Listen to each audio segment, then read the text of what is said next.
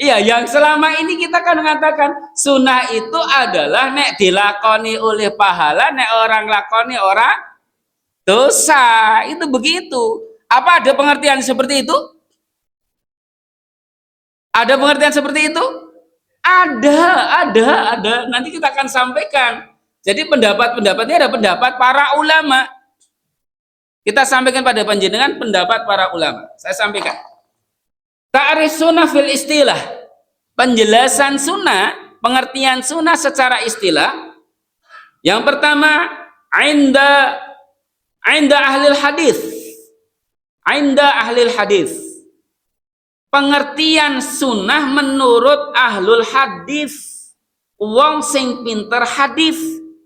Tiang yang memahami tentang hadis itu menjelaskan pengertian sunnah aqwalur rasuli sallallahu alaihi wasallam wa af'aluhu wa iqraratuhu al-mufassilatu lima ujmila fil qur'ani minal hikmati wal ahkam.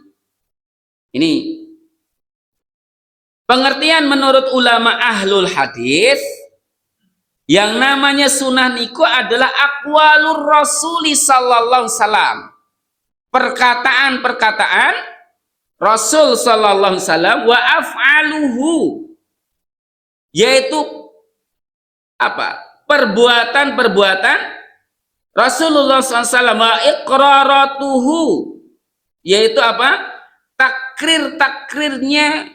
Takrir itu nek Nabi SAW ada sahabat yang melakukan sementara Nabi belum memberi contoh. Tidak dilakukan oleh Nabi, tapi Nabi SAW mendiamkannya. Jadi tidak seluruh yang tidak dilakukan Nabi mesti bid'ah. Wah, ini orang dilakukan Nabi, tidak dilakukan Nabi. Wah, bid'ah itu tidak bisa. Tidak bisa.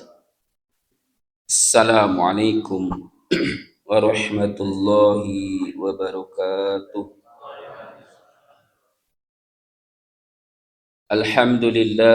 Alhamdulillahilladzi hadana li hadza wa ma kunna linahtadiya laula an hadanallah. Ashhadu an la ilaha illallah wahdahu la syarika lah wa ashhadu anna Muhammadan abduhu wa rasuluhu la nabiyya wa la rasula ba'dah.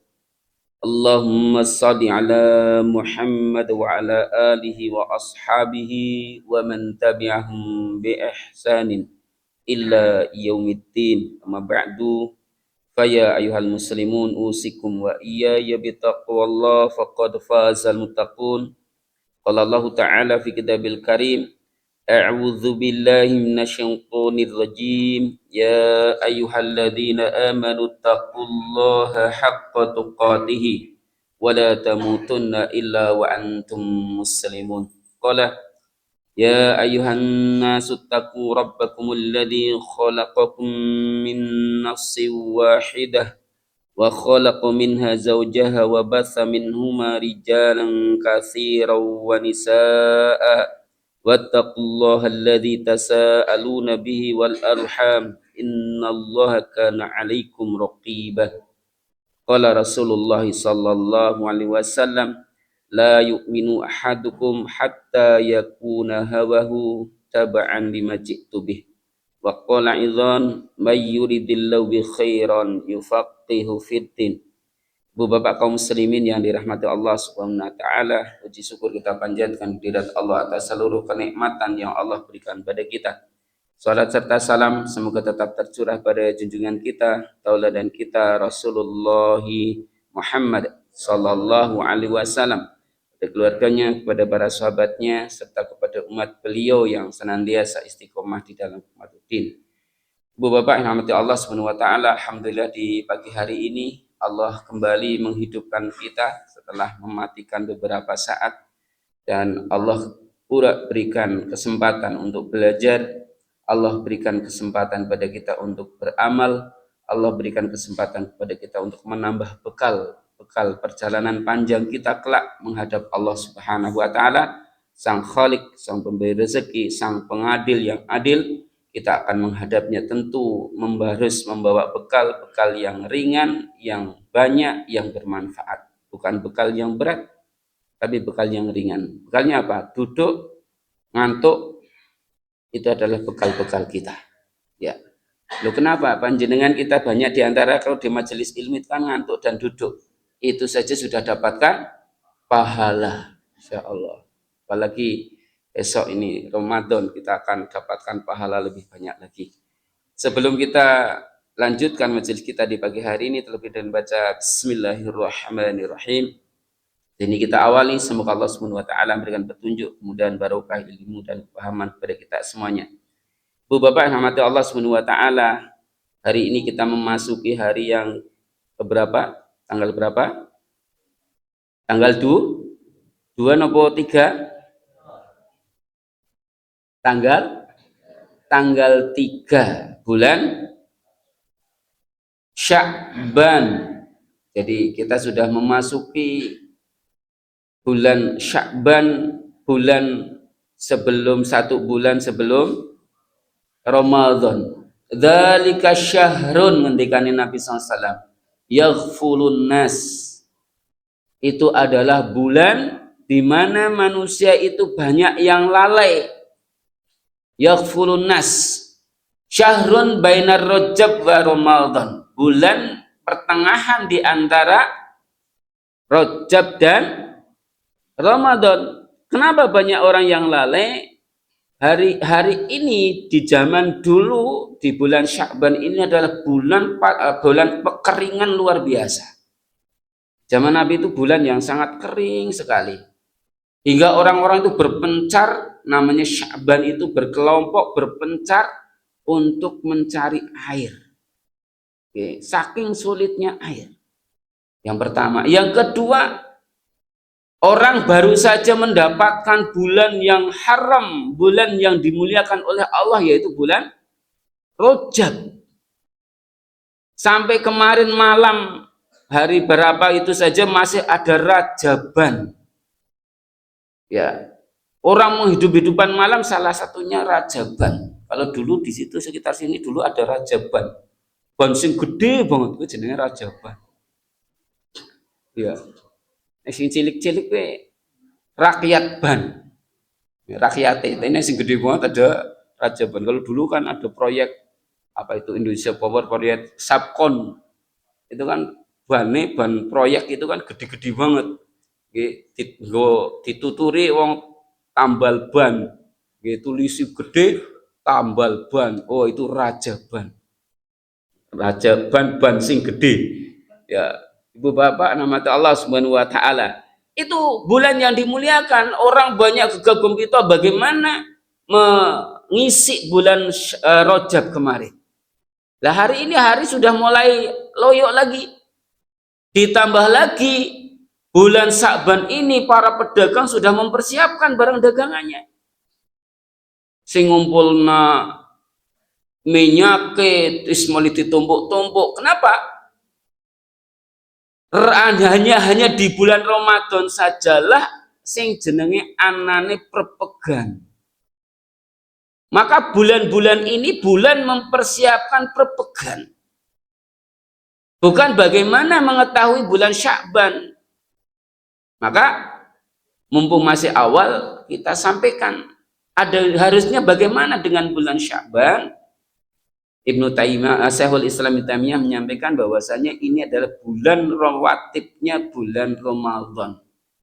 Kalau sholat itu ada rawatibnya, ada qobliyah, ada ba'diyah. Ini seakan-akan bulan rawatibnya Ramadan. Lah Ramadan ada apa dengan Ramadan? Ada saum Ramadan, ada baca Al-Quran, ada sholat sunnah, tarawih, ada jaburan. Nonton betul nggih jaburan? Mriki wonten jaburan? Nggih. Nek setelah maghrib itu namanya takjil. Tapi mengko nek wis bar isya namanya jaburan. Anu wis padha wareg sih. Nek menyegerakan namanya takjil. Ya, Ibu Bapak, maka Nabi SAW fa'uhibbu, aku senang Ya, ayurfa'a amali, aku senang amalku diangkat oleh Allah Subhanahu wa taala wa anna shaim. Loh kenapa memangnya? Karena di bulan ini turfa'ul amal. Bulan Rajab, bulan Sa'ban ini ngendikan Nabi sallallahu alaihi wasallam itu turfa'ul amal, amal-amal seorang hamba itu diangkat oleh Allah Subhanahu wa taala ila rabbil alamin, di hadapan Allah Subhanahu wa taala, dan aku berpuasa. Kenapa? Aku senang amal-amalku diangkat di hadapan Allah, maka saya berikan amal khusus untuk Allah. Jadi amalan khusus untuk Allah, tidak untuk yang lain. Ya. Maksudnya apa? Orang puasa itu sulit sekali untuk melakukan kesyirikan. Maka bahwasanya puasa itu adalah li, ngendikan Allah dalam hadis qudsi, bahwa saum itu adalah untukku, sedangkan yang lain tidak bisa. Sekarang orang puasa kira-kira mau pamer apa kira-kira? Orangnya diam, kira-kira jenengan ngertos kulo puasa nopo mboten? Ndak ngerti, kecuali kulo nglentruk bae. Ketone kalemes temen ustaz ya, sepuasa tet. Nggih. Itu menampakkan diri, tapi yang jenenge orang puasa itu ya biasa saja. Ana sing macul ya tetap macul, sing dodol gorengan ya tetap gorengan, ya dodol beras ya tetap dodol beras, yang kerja yang pegawai ya tetap pegawai, tidak menampakkan. Beda kalau orang-orang sholat bisa diperpanjang Allahu Akbar, biasanya Allahu Akbar, tapi karena jadi imam besar akhirnya dipanjang-panjangkan gitu ya. Atau rukunya dipelamakan sekali, padahal biasanya subhanallah, selesai. Tapi puasa tidak bisa, maka innahuli, sesungguhnya puasa itu untukku. Maka ibu bapak, amalan yang disampaikan Nabi SAW ila rabbil alamin adalah puasa, karena ini adalah amalan yang khusus untuk Allah Subhanahu wa taala. Termasuk jenengan besok bawa oleh-oleh di hadapan Allah, khusus oleh-oleh untuk Allah itu adalah puasa, bukan yang lain tapi puasa. Maka Sya'ban ini Nabi SAW menyampaikan dalam hadis di riwayat yang lain, kullahu, dalam hadis yang lain disebut aksaru, semuanya, lebih banyak lagi. Artinya di bulan-bulan ini, bulan Sya'ban ini Nabi SAW memperbanyak puasa, karena ini mempersiapkan diri menghadapi bulan puasa. Ramadan itu identik dengan puasa, maka perbanyak puasa. Nabi SAW hanya kurang lebih 1-2, bukan semuanya, tapi kurang lebih 1 atau 2 hari saja Nabi SAW tidak puasa di bulan Sya'ban. Kenapa? Besok di bulan Ramadan itu sudah lebih kuat lagi, lebih nyaman lagi, tidak apa-apa puasa pulang gasik, sing guru-guru jam 11 balik, sing tukang macul ya setengah hari tok, padahal sore ke malah lebih semangat. Sing ngelih-ngelihin iku jam sangah, nek jam 4 jam 5 kuwi ngelih banget, iya ngelih banget. Tapi nek jam sangah jam 10 kuwi ngelih, tapi nek jam 5 jam 4 itu ngelih banget temenan niku. Ibu bapak kaum muslimin yang minta Allah Subhanahu wa taala. Kemudian yang kedua, baca Al-Qur'an. Fa innahu, bahwasanya bulan ini syahrun qurra. Ya, syahrun qurra. Dan Nabi SAW bahwa bulan ini adalah bulan qurra. Bulannya para qari. Bulannya para orang pembaca Al-Quran. Maka yang namanya bulan Ramadan identik dengan Al-Quran, identik dengan puasa, maka Sya'ban juga identik dengan puasa dan puasa dengan Quran. Mulai hari ini berlatih. Nah, Imam Syafi'i rahimahullah, beliau mengkhatamkan Al-Quran di bulan Ramadan itu sampai 60 kali khatam. 1 bulan 60 kali khatam, berarti sehari 2 kali khatam, berarti sehari itu 60 juz. Saged kinten-kinten sedina 60 juz? Saged, juz jambu, juz duren, juz alpukat, juz wakah banget niku. Nggih, wong puasa biasanya kan ditumpuk-tumpuk nek puasa. Ya, pokoknya mendekati maghrib itu wis kayane ora ya pokoknya jelas entok kabeh kaya ora hak. Gitu, sing rotine ditumpuk kena, sing juse ditumpuk, sing apa rotine ditumpuk, koleke ditumpuk, juse ditumpuk niku. Sampai kalau bapak saya itu apa lindingane niku ditumpuk. Iya, setelah baca Quran asar itu mendekati maghrib itu sambil kelinting, sambil kemutan itu bisa sampai seket. Bapak saya itu ngelinting rokok lindingan rokok niku. Insyaallah ibu bapak kaum musliminullah, maka 2 amalan yang di Sya'ban diperbanyak lagi adalah puasa dan membaca Al-Qur'an. Kinten-kinten badhe narjet pinten kali khatam teng Ramadan kinten-kinten. Nggih. Badhe Ramadan badhe berapa kali khatam kira-kira? Maka hari ini sudah mulai dipersiapkan. Puasanya kira-kira arep kuat sempurna nopo cita-citane sing penting lah setengah baen. Ya tentunya sempurna. Nggih, maka hari-hari ini persiapkan. Dan terus perbanyak apa? Bagi orang-orang yang sudah terbiasa dengan puasa sunnah, maka diperbolehkan sampai mendekati Ramadan sehari atau tidak 2 harinya baru berhenti. Tapi bagi orang yang tidak terbiasa puasa sunnah, kemudian hari-hari ini memperbanyak puasa sunnah, maka sampai dengan pertengahan Sya'ban saja. Jadi bagi orang yang terbiasa boleh sampai mendekati 1 atau 2 hari mendekati Ramadan baru dihentikan.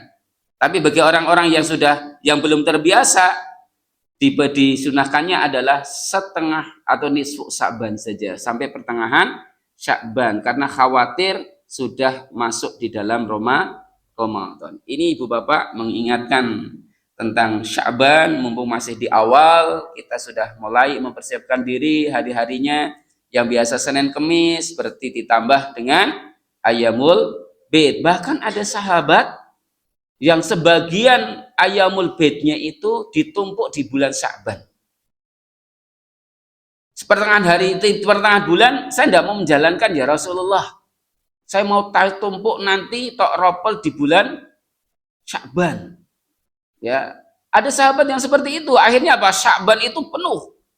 Hampir semuanya itu ya kullahu, hampir semuanya itu digunakan untuk puasa. Jadi 3 hari bulan setiap bulannya 3 hari setiap bulan beliau ngambil beberapa bulan untuk ditumpuk di bulan Sya'ban. Ya, kalau 6 bulan saja sudah 18 hari di bulan Sya'ban ditambah Senin Kemisnya 8 hari berarti sudah berapa? 26. Ayyamul Bidnya 3 hari berarti 29. Praktis mendekati sempurna ya, hampir istiqmal. Tapi aksar Nabi SAW aksar, tidak istiqmal. Istiqmal fi Ramadan, aksar fi Sya'ban. Sempurna di bulan Ramadan, perbanyak di bulan Sya'ban. Wallahu a'lam bishawab. Ibu bapak kaum muslimin rahimakumullah, ini mengingatkan Sya'ban di awal bulan. Kita akan melanjutkan lagi pembahasan kita, yaitu masih tentang as-sunnah. Sunnah ini adalah hukum kedua, sumber hukum di dalam Islam, yaitu Al-Quran, as-sunnah, kemudian ijma dan qiyas. Ya, ini kita bahas sumber hukum yang kedua, yaitu as-sunnah. Kemarin kita sudah sampaikan apa pengertian sunnah. Kemudian ada yang permintaan tolong untuk ditulis karena kelihatannya mulai ya hari ini banyak orang-orang yang mengaku-ngaku saya ahlu sunnah, saya ahlu sunnah, saya ahlu sunnah wal jamaah. Ya, saya adalah as-sunnah, saya as-sunnah, as-sunnah. Sampai majalahnya dikasih nama as-sunnah atau yang lain sebagainya. Ya. Tapi kita akan sampaikan seperti apa sih as-sunnah itu. Ya, apakah kita termasuk golongan ahlu sunnah wal jamaah, atau kita masuk di dalam kelompok as-sunnah, atau kita malah menjadi kelompoknya Muhammadiyah. Apa bedanya Muhammadiyah dan ahlu sunnah? Sama saja. Muhammadiyah itu apa? Muhammad itu Muhammad, Yah itu pengikut. Kira-kira jenengan pengikut Muhammad? Nggih napa sanes? Nggih. Nek sanes pengikut Muhammad, kira-kira pengikut sinten? Maka orang Islam mesti Muhammadiyah kabeh. Pasti itu. Ya, semua orang Islam mesti pengikutnya Muhammad, yaitu Muhammadiyah. Ya, pasti begitu. Tapi organisasinya, perserikatannya belum tentu. Ada yang Nahdlatul Ulama, ada yang Syariat Islam, ada yang Persis, ya, ada yang Muhammadiyah sendiri. Tapi secara bahasa Muhammadiyah itu pengikut Muhammad. Apakah semua umat Islam Ahlus Sunnah wal Jamaah? Harusnya begitu. Apakah semua Islam itu adalah as-sunnah? Harusnya begitu. Jadi ada sebuah sifat yang melekat pada orang-orang yang sesuai dengan Nabi SAW, disebut dengan Ahlus Sunnah wal Jamaah, disebut dengan Muhammadiyah, disebut dengan as-sunnah, disebut al-ghuraba, ya, disebut at-ta'ifah al-mansurah. Itu adalah umat-umat Islam yang sesuai dengan jalur Nabi SAW. Maka kita akan sampaikan pada panjenengan dari awal makna as-sunnah. As-sunnah. As-sunnah yang pertama takrif, pengertian as-sunnah. Yang pertama adalah lughatan, secara bahasa.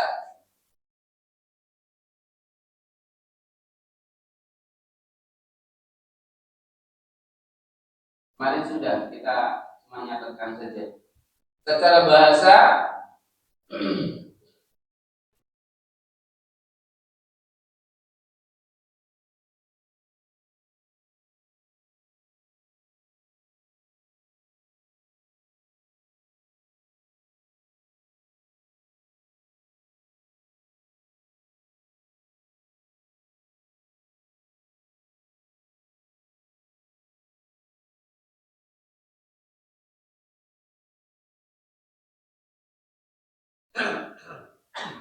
sama ya sunnu sunatan, makna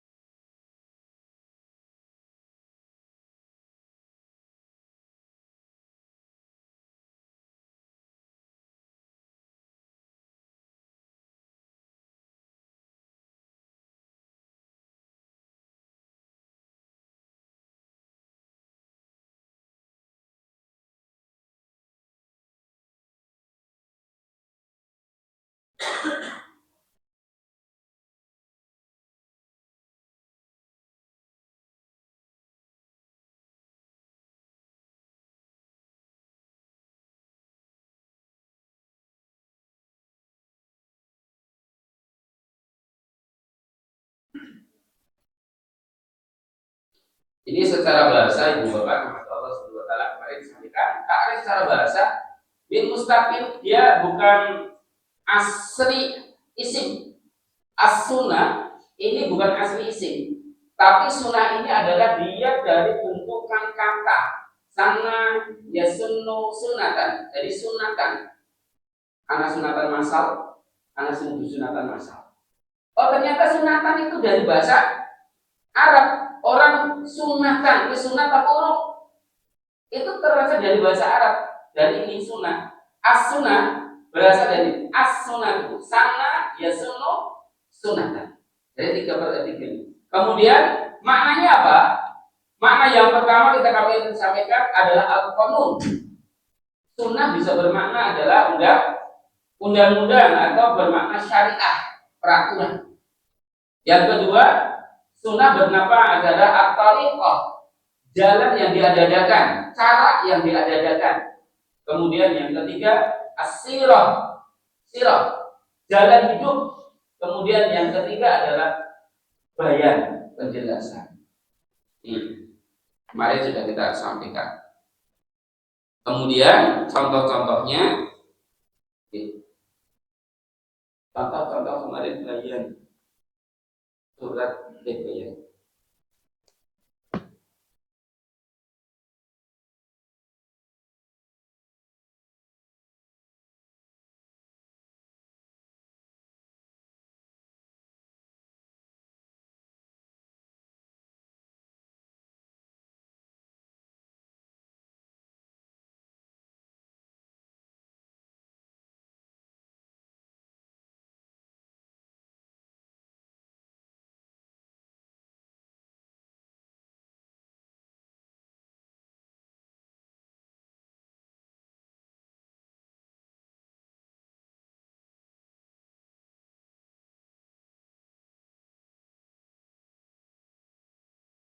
Surat Al-Isra ayat 77.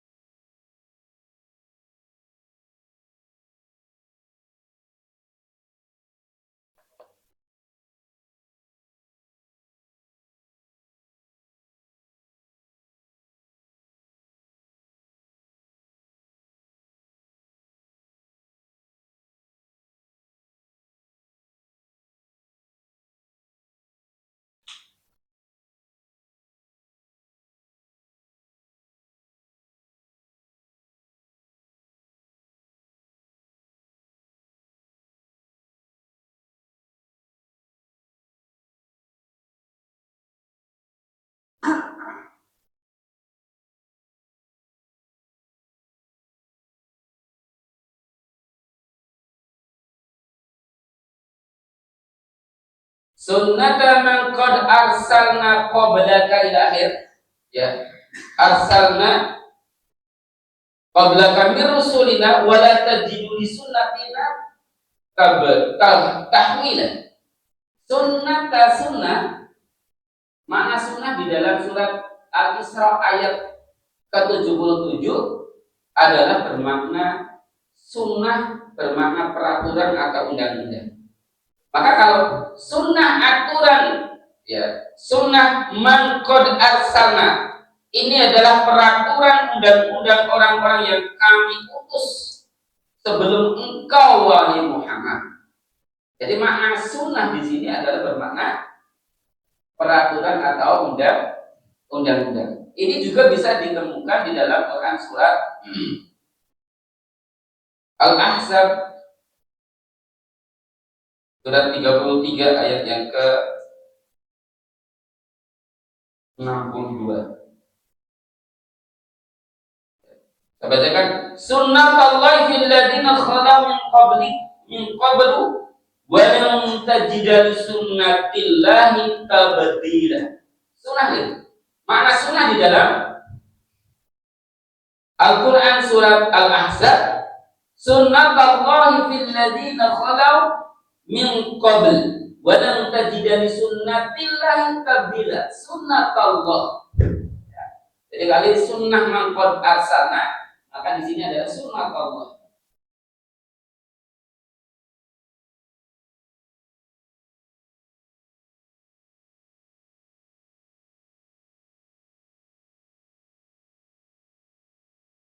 Sunnatullahi fil ladzina khalau min qabl wa lam tajida li sunnatillahi tabdila. Sunnah Allah, aturan Allah, undang-undang Allah, ya, pada orang-orang yang telah lalu, ya. Wa lam tajida li sunnatillahi tabdila, dan sekali-kali tidak pada aturan Allah tidak ada perubahan sama sekali. Jadi sampai nanti kiamat Al-Quran tidak akan pernah mengalami perubahan. Ya, jadi kitab yang terus update terus. Ini adalah makna yang pertama. Sunnah bermakna qanun, sunnah bermakna syariah. Nah, sekarang yang kedua, sunnah bermakna thariqah. Maka sudah saya sampaikan, sunnah bermakna cara yang diada-adakan. Cara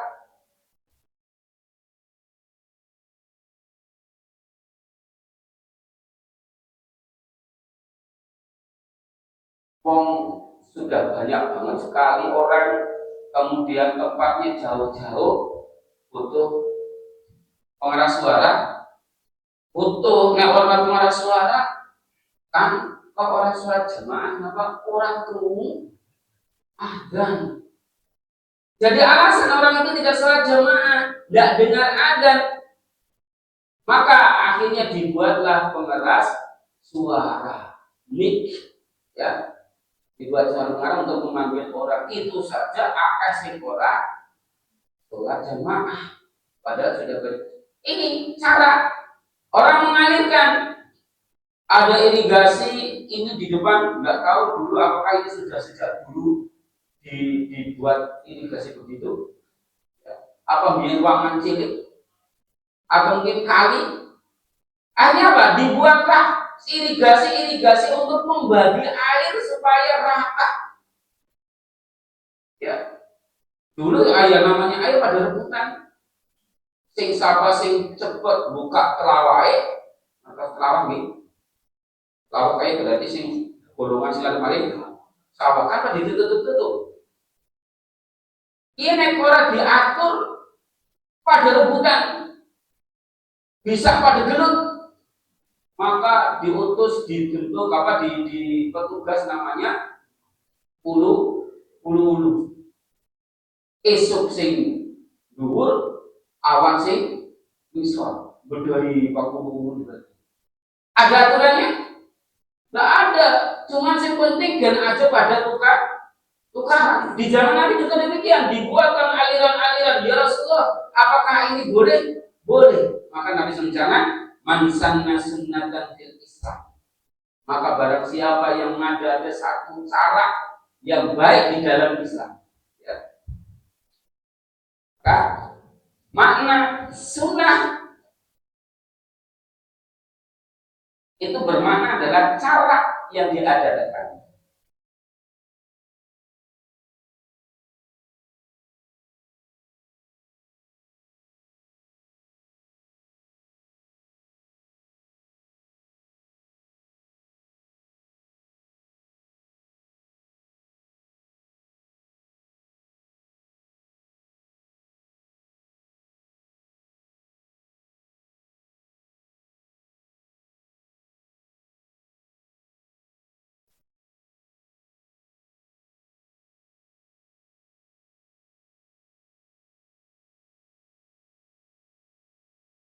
Man sanna sunnatan hasanatan fil Islam. Sana tadi dari sana ya sunnah sunatan juga ada dari sunatan sana ya sunatan hasanatan. Maka barang siapa yang mengadakan cara yang baik, cara-cara yang baik di dalam Islam. Nah, makna sunnah di sini adalah cara. Thariqah, cara yang diadakan atau thariqah. Maksudnya apa? Tadi saya sampaikan, kalau saya dari Banjarmangu ke sini laku, ya nanti saya dari sana jalannya jam 3. Di sini saja belum tentu sudah menangi sholat subuh, maka saya pakai sepeda motor. Saya pakai sepeda motor. Kira-kira di zaman Nabi ada sepeda motor? Beda Anda. Saya pakai sepeda motor, beda Anda. Saya pakai pengeras suara dan jenengan supaya sholat jamaah, beda Anda. Ini, maka kita nanti akan bahas tentang bid'ah supaya jenengan artinya kalian sudah belajar itu jadi orang yang dewasa, jadi orang yang khususnya dakwah. Kenapa sabar dan mudah menghantam saudara kita? Wah, kayak kunutan, bid'ah itu. Gak bisa begitu, ya, gak bisa. Kenapa? Ini ada cara-cara, ada dalil-dalil, ada apa? Cara-cara ilmiah yang bisa kita jalankan. Sunnah itu bermakna cara yang diadakan. Tuh. Hari ini pakainya apa? Pakainya laptop. Dulu ya namanya ngajar pakai apa? Tabak. Ngapa? Grab. Kalau sini ambil Grab, enggak ini. Ojol. Ayo, ojek online. Sekarang jadi ojek online. Itu tulis itu. Sekarang nggak pakai tulis. Dulu tulisan orang-orang dulu itu bagus-bagus sekali. Ya, kalau waktu dulu STG gitu. Tulisannya bagaimana nulis halus itu banget, apik banget itu. Dan orang-orang dulu itu saya menemui guru-guru saya dulu itu orang tulisannya bagus-bagus. Tapi hari ini tulisannya sawek sih penting dibaca-baca gawe kayak tulisan dokter. Kenapa? Karena hari ini tidak penting tulisan api, tidak penting. Apa yang tulisan api itu nganggo komputer. Itu begitu. Nulis yang gede dihias dan sebagainya pakainya komputer, pakai laptop dan sebagainya. Dulu tidak pakai tangan, nulis halus, ya digarisi, ya Allah. Tulisannya bagus-bagus sekali. Sekarang anak-anak tidak, tapi dia sudah punya alat. Dan pertanyaannya apakah itu bid'ah? Tidak. Di zaman Nabi tidak ada laptop. Kira-kira buku seperti ini ada di zaman Nabi? Enggak. Tulisan-tulisan ilmiah itu terbukukan sejak mulai para ulama-ulama a'imah madzhab. Imam Hanafi, Imam Malik, Imam Syafi'i, Imam Ahmad bin Hanbal dan ulama-ulama berikutnya itu baru terbukukan kitab-kitab ulama-ulama itu baru terbukukan. Sebelumnya tidak ada. Di zaman Nabi Muhammad SAW tidak ada Al-Quran. Kira-kira ada Al-Quran yang seperti itu jadinya? Enggak itu. Di zaman Nabi ada? Itu ada sejak kapan? Apa? Ada Utsman. Tapi Umar juga sudah mulai merintisnya. Ya, itu tidak ada di zaman Nabi. Kira-kira Al-Quran itu benar enggak? Enggak, makanya kita ketika tidak mengetahui jangan semudah untuk menghukumi orang. Di antaranya kita bahas sunnah dan bid'ah itu supaya kita itu saudara-saudaranya lebih tasamu, lebih toleransi. Kok pada orang kafir saja toleransi, mas saudara kita tidak toleransi. Oke? Ya Allah mahdini fi man hadait wa afini fi man afait wa tawallani fi man tawalla. Bid'ah. Saya kenapa baru kemarin saya itu disampaikan, Ustaz, ada ulama yang membedakan, ada ulama yang menyunahkan. Kira-kira kedudukannya seperti apa? Imam Hanafi, Imam Malik, ya, Imam Hanafi dan Imam Ahmad bin Hanbal itu membedakannya. Imam Malik dan Imam Syafi'i itu menyunahkan tentang mulut. Kira-kira orang yang melakukan bid'ah itu mendapati orang-orang Imam Syafi'i, Syafi'iyah, Malikiyah, apakah dia terkena hukum bid'ah? Pertanyaannya luar biasa. Ya. Apakah terkena hukum bid'ah? Apakah orang yang tidak menjalankan itu adalah tidak melakukan sunnah? Masya Allah, itu Bapak. Maka ulama yang berfatwa bid'ah itu tidak mempengaruhi terhadap orang yang melakukan sunnah. Ya, itu pengertian yang Masya Allah. Jadi ketika ada ulama Imam Malik, Imam Hanafi bisa bid'ah, Imam Syafi'i sunnah. Kira-kira orang yang melakukan sunnah itu, apa orang melakukan qunut itu, apakah dia melakukan bid'ah? Ternyata fatwa itu tidak bisa mempengaruhi kerobohan. Ya, jadi kalau jenengan ada dua ulama itu kedudukan ulama yang mengatakan bid'ah dengan kedudukan ulama yang mengatakan sunnah itu kedudukannya sama, tidak bisa saling mempengaruhi. Masya Allah ya. Saya hari-hari Rabu kemarin ditanya orang begitu, bagaimana Ustaz kedudukannya? Apakah saya itu terkena hukum bid'ah? Kalau jenengan mazhabnya Syafi'i, maka jenengan tidak terkena hukum bid'ah. Tapi kalau jenengan mazhabnya Hanafi, melakukan ulum, jenengan melakukan bid'ah. Nah sekarang jenengan mazhabnya nopo? Orang genah. Orang genah. Nah iya mazhabnya orang genah, kita kesana genah ya sing penting ayo podo nang masjid bareng sing anu nganggo kunut ya diamini, sing ora nganggo kunut ya aja didedoi kan begitu. Napa kita sedulur selawase. Iya. Bu Bapak ya Allah, ini sunnah bermakna thariqah, sunnah bermakna sirah.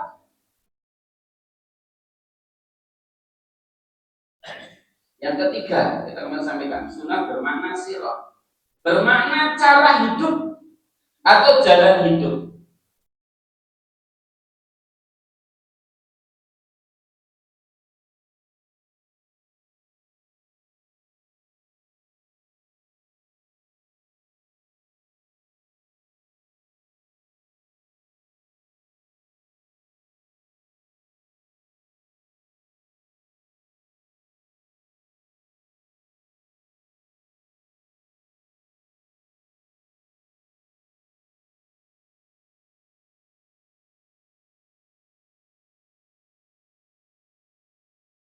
Anikahu sunnah.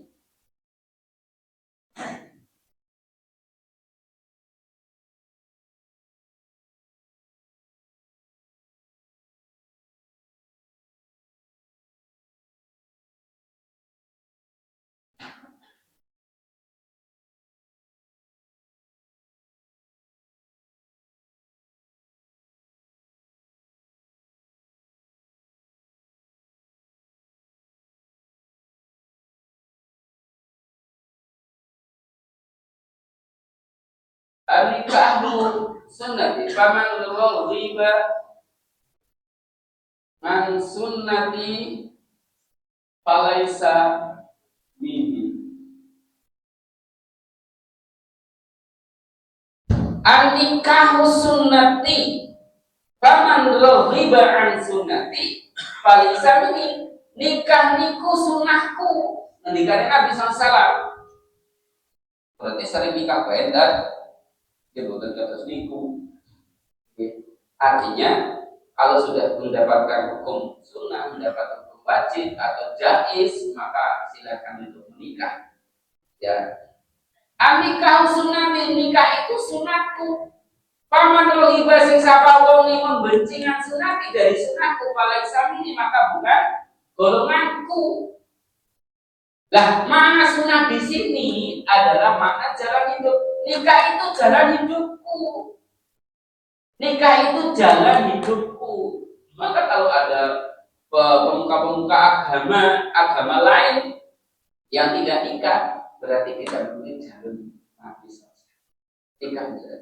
Paman rohiba, barang siapa yang membenci sunnahku, maka dia bukan golonganku. Maka makna sunnah di sini adalah bermakna jalan hidup. Yang terakhir adalah sunnah bermakna bayan, penjelasan.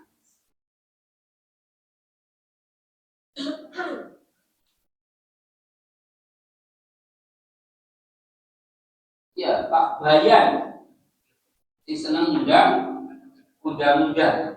Berarti nganggo surat undangan, surat bayan.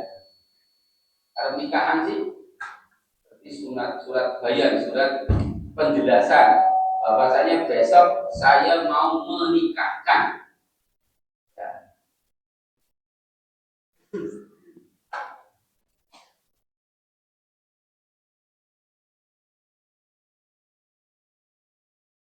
Penjelasan atau keterangan sanallah, contohnya belum ditulis saja.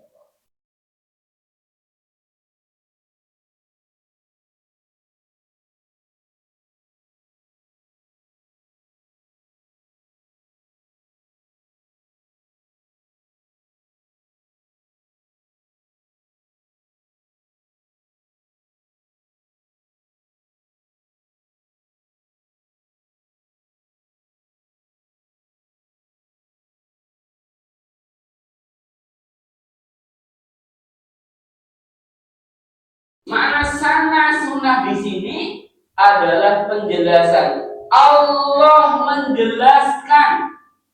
Kalau ada fi'il ya, atau hukuman isim ya, kemudian isim berikutnya doma, berarti domanya dulu di belakang. Ulang. Sanallahu ahkamahu linnas. Allah menjelaskan, memberi keterangan ahkamahu tentang hukum-hukumnya linnas kepada manusia. Allah menjelaskan. Kata sunnah di sini adalah penjelasan, keterangan. Allah menerangkan hukum-hukumnya kepada manusia. Allah menjelaskan tentang hukum-hukumnya kepada manusia. Itu namanya sunnah secara bahasa. Allah. 2 kali, mudah-mudahan tambah mudah. Supaya kita tidak kebiah-biah atau sedangnya andika sunnah.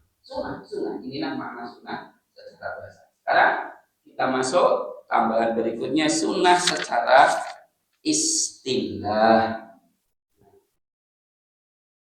Sunnah secara istilah.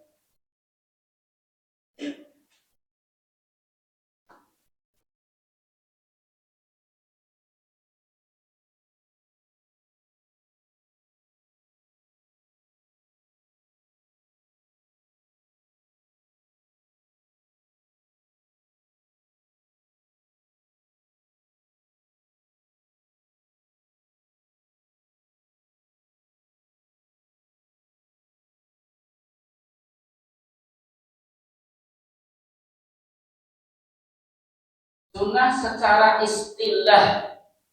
Kalau dulu kan sih jenis sunnah ya nek nglakoni oleh pahala, nek mboten nglampahi ora oleh pahala, ora dosa. Niku begitu. Nggih napa nggih? Nggih. Itu menurut siapa kira-kira? Itu pengertian menurut siapa?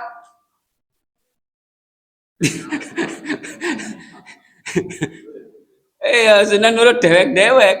Iya, yang selama ini kita kan mengatakan sunnah itu adalah nek dilakoni oleh pahala, nek orang lakoni orang dosa. Itu begitu. Apa ada pengertian seperti itu?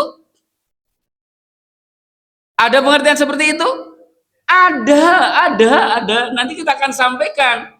Jadi pendapat-pendapatnya ada pendapat para ulama.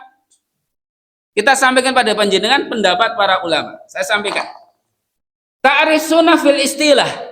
Penjelasan sunnah, pengertian sunnah secara istilah.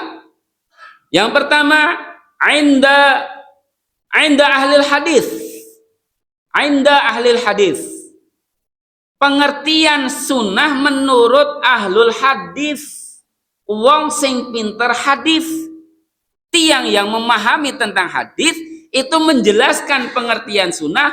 Aqwalur rasuli sallallahu alaihi wasallam wa af'aluhu wa iqraratuhu al-mufassilatu lima ujmila fil qur'ani minal hikmati wal ahkam. Ini pengertian menurut ulama ahlul hadis.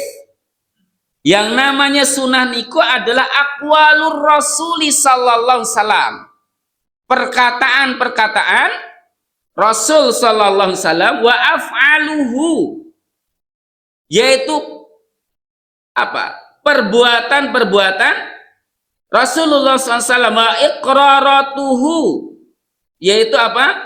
Takrir-takrirnya. Takrir itu nek Nabi sallallahu alaihi wasallam ada sahabat yang melakukan sementara Nabi belum memberi contoh. Tidak dilakukan oleh Nabi, tapi Nabi SAW mendiamkannya. Jadi tidak seluruh yang tidak dilakukan Nabi mesti bid'ah. Wah, ini orang dilakukan Nabi, tidak dilakukan Nabi. Wah, bid'ah itu tidak bisa.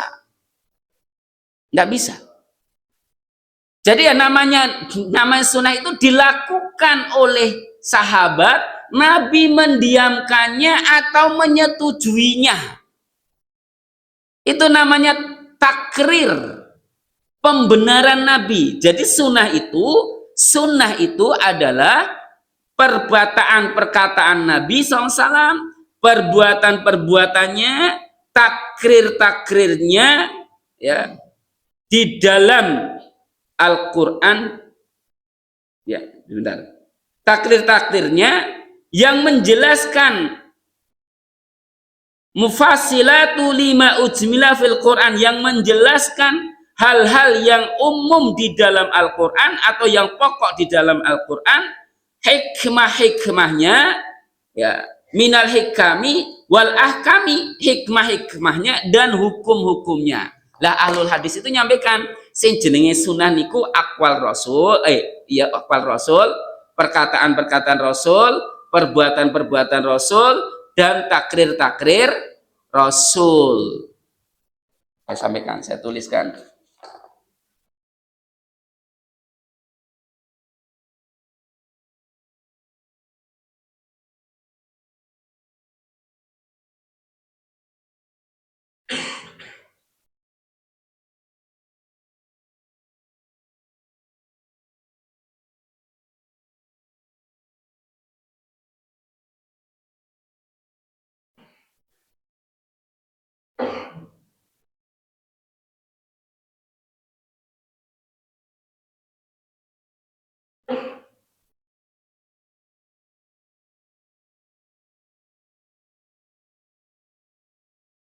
Ini pengertian sunnah menurut ulama ahlul hadis.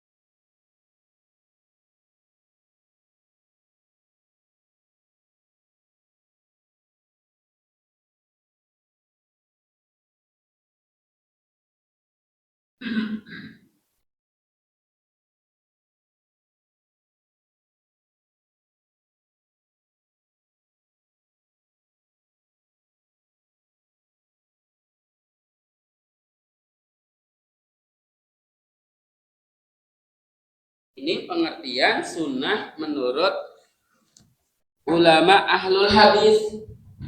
As-sunnah inda ulama'i ahlul hadis, pendapat arah ahlul hadis tentang pengertian sunnah adalah aqwalur Rasul sallallahu alaihi wasallam wa af'aluhu wa iqraratuhu al-mufassilatu lima ujmila fil Qur'an minal hikami wal hikmati.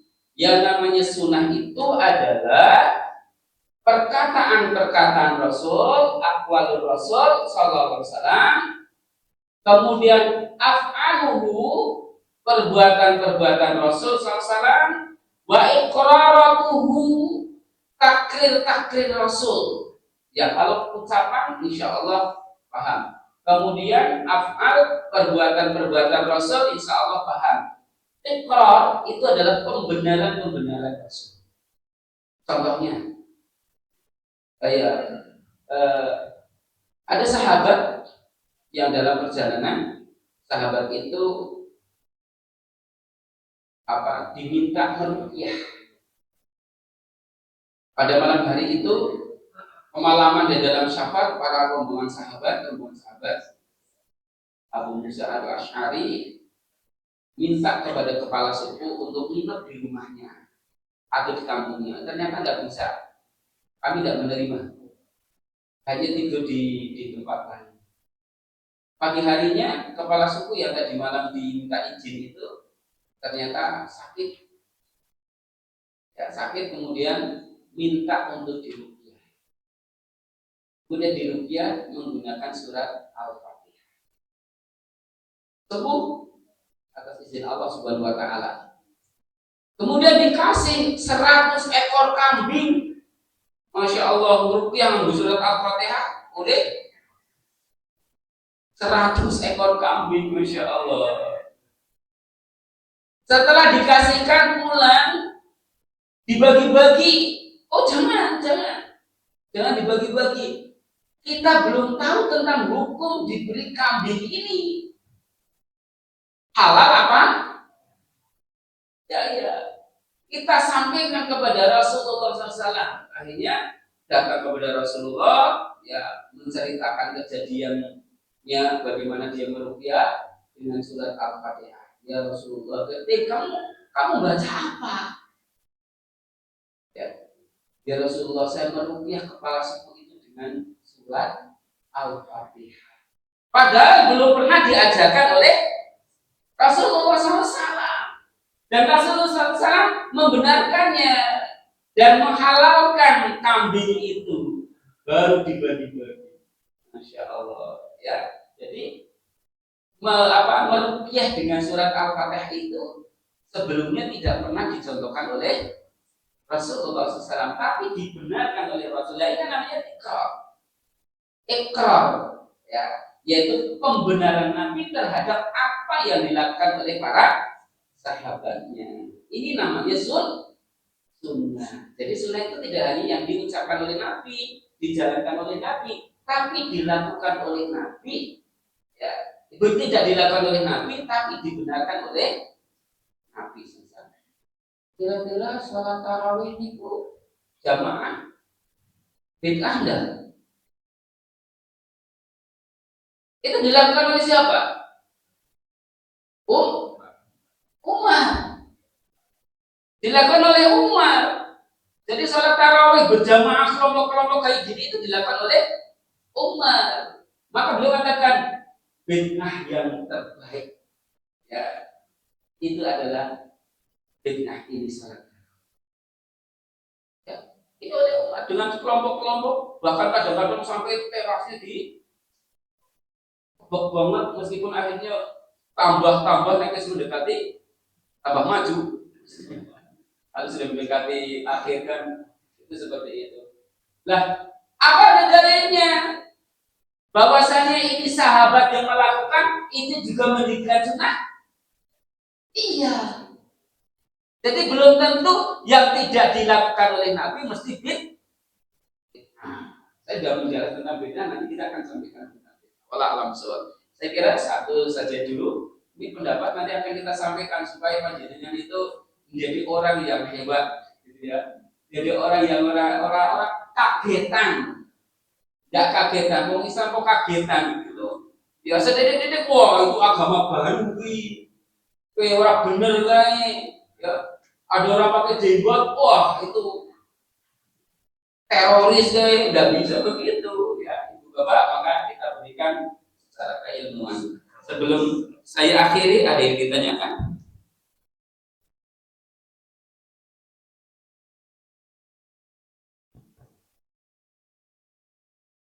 Sunnah secara bahasa dan sunnah secara istilah. Cukup? Jelas nggih? Nggih, insyaallah. Ini ilmu dan jere wong tua sabar, sing dawa ususe, sing lapang dadane. Kalau kita sesama muslim, ya, kalau dengan orang kafir saja itu kadang-kadang dawa ususe, masa dengan saudara muslim cindek ususe. Artinya apa? Mudah memvonis, mudah untuk menghukumi saudara-saudara kita. Maka ibu bapak, mari kita bersama-sama menjadi orang yang dewasa, menjadi orang yang baik. Kalau tidak ada, cukup nggih? Dengan membaca doa subhanakallahumma bihamdika asyhadu alla ilaha illa anta astaghfiruka wa atubu ilaik. Majelis kita akhiri. Semoga Allah Subhanahu wa taala ampuni seluruh dosa-dosa kita, baik yang besar maupun yang kecil, yang nampak maupun yang tersembunyi, yang disengaja maupun yang tidak disengaja. Semoga Allah Subhanahu wa taala mudahkan seluruh urusan kita di dalam mentaatinya. Semoga Allah Subhanahu wa taala anugerahkan kepada kita kelapangan rezeki yang halal, yang thayyib, yang barokah, yang mencukupi. Semoga Allah Subhanahu wa taala anugerahkan kepada kita anak-anak keturunan kita yang soleh solehah, mujahidin mujahidah, hafidh hafidah. Semoga Allah Subhanahu wa taala senantiasa memberikan petunjuk-petunjuknya kepada kita. Semoga Allah Subhanahu wa taala pertemukan kita, kumpulkan kita, masukkan kita ke dalam jannahnya Jannatul Firdaus. Allahumma ij'al khira kalamina la ilaha illallah. Allahumma inna nas'aluka husnal khatimah. Ya muqallibal qulub, tsabbit qulubana ala dinika wa ala ta'atik. Allahumma inna nas'alukal firdausa a'lal jannah. Allahumma inna nas'alukal firdausa a'lal jannah. Allahumma inna nas'alukal firdausa a'lal jannah. Allahumma ighfir lil mu'minina wal mu'minat wal muslimina wal muslimat wa alif baina qulubihim wa aslih data bainihim wangsurhum ala aduwika wa aduwihim. Allahumma ansuril mujahidina fi sabilillah wal muslimin ikhwanana fi kulli makan wa fi kulli zaman bi rahmatika ya arhamar rahimin. Rabbana atina fid dunya hasanah wa fil akhirati hasanah wa qina adzabannar wa qina adzabannar wa qina adzabannar. Rabbana taqabbal minna innaka antas samiul alim. Rabbana taqabbal du'a innaka antat tawwabur rahim. Wa sallallahu ala nabiyyina Muhammadin wa ala alihi wa sahbihi wa barik wassalam. Subhana rabbika rabbil izzati amma yasifun.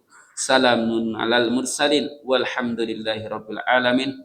Wallahu a'lam bishawab. Mohon maaf atas segala kurangnya. Billahi taufiq wal hidayah. Assalamualaikum warahmatullahi wabarakatuh.